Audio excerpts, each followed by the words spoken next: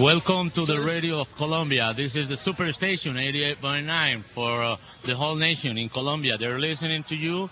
And what are you doing here at the Grammy Awards? I'm actually, well, this isn't the Grammy Awards. That's tomorrow. I won't be here. Okay, you're not going to be. You're going to do press. That's too much. You're trying to have the same success like Guns N' Roses doing solo and working with McKagan? No, I'm not. Duff and I play together all the time. But he's got his project, and I have Snake Pit, which I actually played in South America a couple of years ago with Snake Pit, and I'm doing it again. So I got another record coming out this summer. So whether it's going to be as big as Guns N' Roses, that's Guns N' Roses is sort of like a phenomenon. I'd like it to be real successful, though. Yeah. Why don't you remember a little of your tour on Latin America and the day, the 28th of November of 1992, you were playing at the Campín Stadium in Bogotá. Right. Do you remember things of that concert? Well, there's two main things. The best place on this whole planet, and I'm not lying, is to play. Colombia is one of them, but South America in general. But really? The best audience in the entire world. I've never played anywhere that was so exciting. And when we were playing in Bogotá, well, I remember not being able to leave the hotel. Yeah. And I remember the girls outside the hotel, by the pool. They had security guards keeping everybody out from the pool, and we go out there and we'd be with our girlfriends, and I'd be yelling "puta, puta" all the time. That was just going on. The girls had to stay down, and basically just having a blast. And when you were at the stage, remember another thing, the roof went down. You had to play without the roof. And it started raining when you were playing November Rain. Yeah. Have you ever seen pictures from that? Yes. We have pictures. He was a promoter of the concert. Yeah, we have some great pictures from the drum set, taken from behind. Oh, really? Because that was heavy rain, and it did happen during November Rain, and the smoke coming off the audience from the steam, from the heat of their bodies.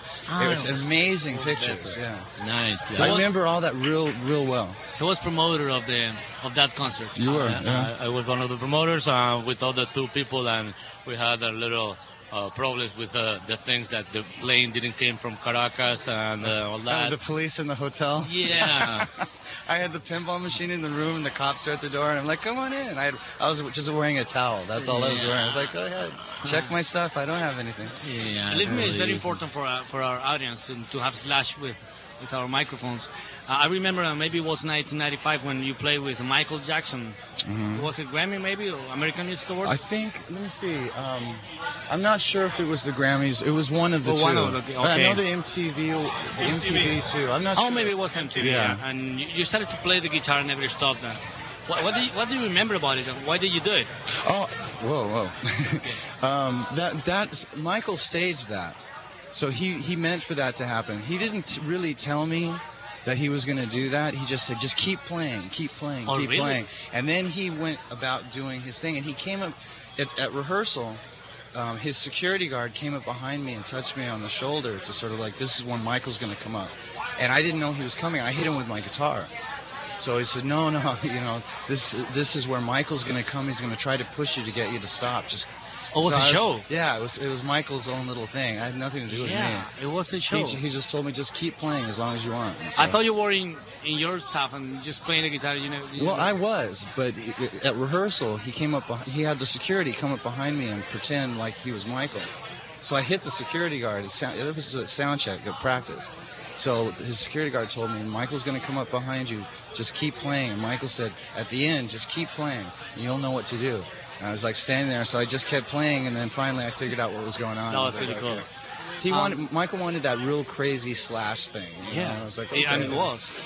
Slash, how did you start with the music? Did you know Guns N' Roses was going to be one of the greatest rock and roll bands of the world? I don't think anybody really consciously prepares himself for that kind of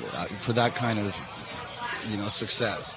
I mean, you start out wanting to do what you like to do, and the more opportunities that you have to keep doing it, you keep doing it, and you build an audience and so on, and you move up the ladder. But when it gets to the point where you're playing in front of like 100,000 people, you're like, wow, And so I'm real proud of the whole Guns N' Roses thing, and I have really no regrets about it, except for the only real regret that I have is that me and Axl really couldn't keep one thing going, which was just to be a really good rock and roll band.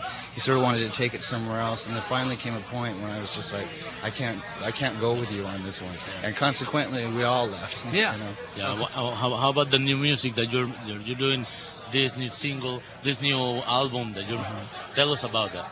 It's all I can tell you. It's not the same band that I had the last time I had Snake Pit.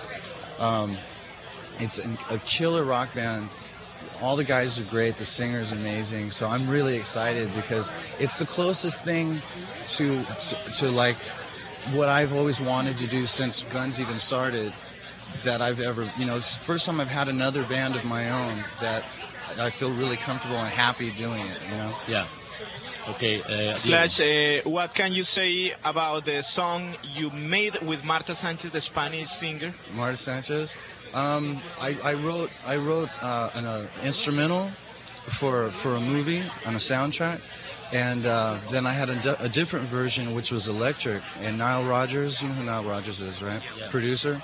I sent a copy of it to him, and he sent it to Marta. Marta flew out to New York, and we did it in one night, and that was basically it. And then I flew to Spain, and we did a video for it, which came out in Spain. I don't know if it came out anywhere else. Yeah, I saw it. You saw it? Yeah. So Okay. she's great. We had a good time. Okay, what new group or band do you like now? That's a tough question. The newcomers. I like Soundgarden. I think was the last good rock and roll band, but they're not around anymore. There's really not a lot of new bands that I like because music's done that thing that it did way back in 1985. It's taken a full change, and so there's not a lot of rock and roll bands. There's not any rock and roll bands with the exception of Aerosmith nominated for any Grammys. Metallica, Aerosmith, and Marilyn Manson, I think. Marilyn Manson. And Aerosmith's the only real rock and roll band out of the bunch. I mean, Metallica's a heavy metal band, and I don't know what Marilyn Manson is exactly. So there's not a lot of bands that I like coming out right now. Any other message for the people that playing guitar in Colombia? What can you tell them? Let's see, messages for people playing guitar in Colombia, just keep playing, and I should be over there, like, hopefully this summer, so. Thank you very much. Okay.